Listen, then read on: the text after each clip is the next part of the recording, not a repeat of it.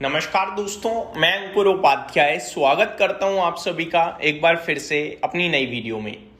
आज कल्प्रिट बनाया आईटी क्षेत्र, 225 पॉइंट निफ्टी नीचे खड़ा है। पूरी गिरावट आईटी से है।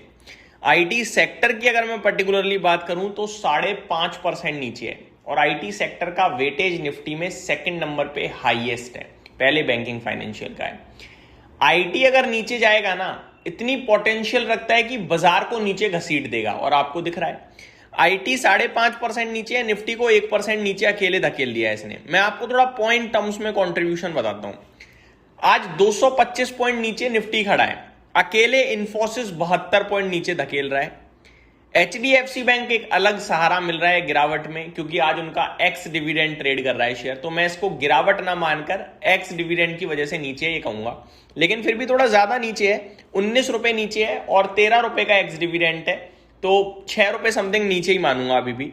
आगे टीसीएस 30 पॉइंट का कॉन्ट्रीब्यूशन दे रहा है, यानी इन्फोसिस और टीसीएस अकेले मिलकर 100 पॉइंट गिरा रहे हैं। एचसीएल टेक महिंद्रा 20 पॉइंट का कंट्रीब्यूशन दे रहे हैं दोनों मिलकर, यानी 120 पॉइंट्स की गिरावट अकेले इन 4 शेयर से है।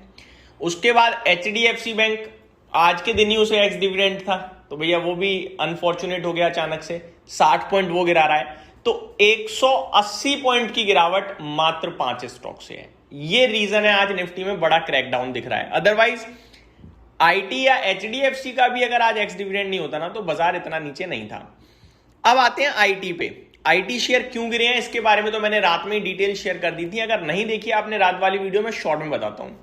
एसेंचर जो दुनिया की सबसे बड़ी आईटी कंपनी में से एक है, अमेरिका की, उन्होंने अपना गाइडेंस घटा दिया है कल, और यही सबसे बड़ा रीजन बना है पूरे आईटी क्षेत्र में गिरावट का। अब आप कहोगे भाई एसेंचर ने गाइडेंस घटाया, भारत की आईटी कंपनियां क्यों गिर गई? भारत की आईटी कंपनियों का भी तो धंधा यूएस से ही आता है। यूएस में अगर उनकी सबसे बड़ी कंपनी गाइडेंस घटा रही है, यानी सही चीजें नहीं दिख रही हैं, सही धंधा नहीं बन रहा है, तो फिर भारत की कंपनियों का कैसे धंधा बन जाएगा? शॉर्ट में बताना चाहूंगा, रेवेन्यू ग्रोथ गाइडेंस में 100 बेसिस पॉइंट्स की कटौती करी गई है ऊपर के पॉइंट से, यानी कि पहले 3 से 5% की गाइडेंस थी, अब 3 से 4% की गाइडेंस है। यानी कि बेस तो अभी भी 3% है, लेकिन पहले 5% तक सोच रहे थे, अब 4% ही सोच रहे हैं।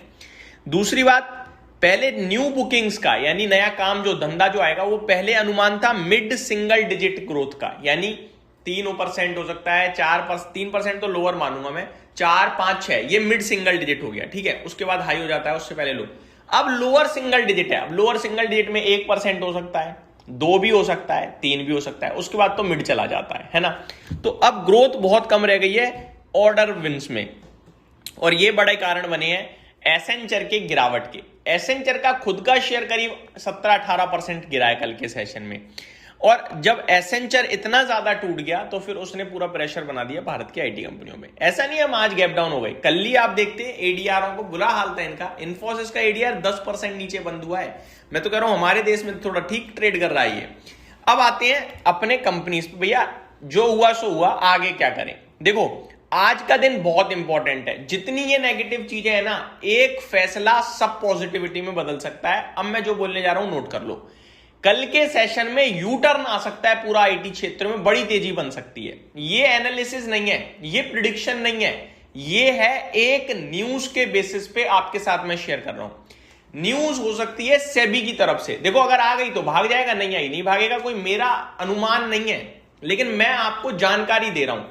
अभी सब नेगेटिव है, कोई अच्छी चीज कवर ही नहीं कर रहा, लेकिन मैं आपको बता रहा हूं आज है सेबी की मीटिंग, और उस मीटिंग में जो मुद्दे हैं, उन मुद्दों में से एक मुद्दा है ओपन मार्केट बायबैक दोबारा से लागू करना। आपको याद होगा पहले 2 तरीके से बायबैक होता था, ओपन मार्केट, टेंडर रूट। अब सिर्फ टेंडर रूट है, ओपन मार्केट खत्म कर दिया। टेंडर रूट में कोई पार्टिसिपेट नहीं करता बिकॉज ऑफ टैक्स सिस्टम। तो आज हो सकता है ओपन मार्केट बायबैक को थम्स अप मिल जाए, यानी दोबारा चालू हो जाए ये।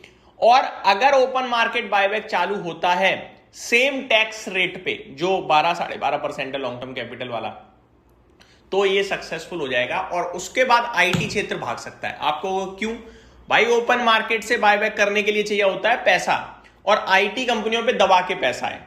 जब आईटी कंपनियों के पास पैसा है तो वो अपने शेयर को खुद खरीद कर नीचे बेस सपोर्ट दे सकती हैं, जिसकी वजह से तेजी आ सकती है।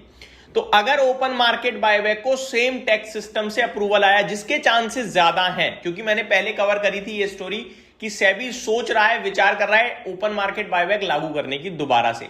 आज मीटिंग है फाइनली। अगर ये लागू हो गया तो कल आपको आईटी क्षेत्र ही 2% ऊपर दिखेगा, ये मैं आपसे कह सकता हूं। तो आज जिनके पास है लॉस देख रहे हो, छोड़ दो भाई, कल तक इंतजार करो कम से कम। अब लॉन्ग टर्म की बात करते हैं। देखो मैं पहले भी कह चुका हूं, यहां मैनेज होगा। अब मैनेज कैसे होगा? टोटल पोर्टफोलियो का 10% से ज्यादा अगर आईटी सेक्टर में है तो कम करो।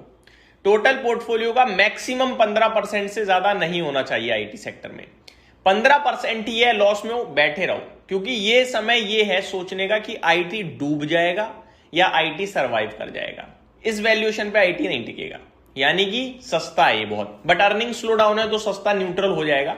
बट कहीं ना कहीं ये जो बूम चल रहा है अभी एआई में, ये शांत होगा और आईटी वापस एक्शन में आएगा, लेकिन समय कितना लगेगा नहीं पता। तो पोर्टफोलियो अगर मैनेज्ड है परसेंटेज टर्म्स में तो दिक्कत मत लो, लॉन्ग टर्म का विजन रखो। शॉर्ट टर्म का व्यू है तो फिर भैया बेकार है अभी। ये मेरी तरफ से आपके लिए अपडेट।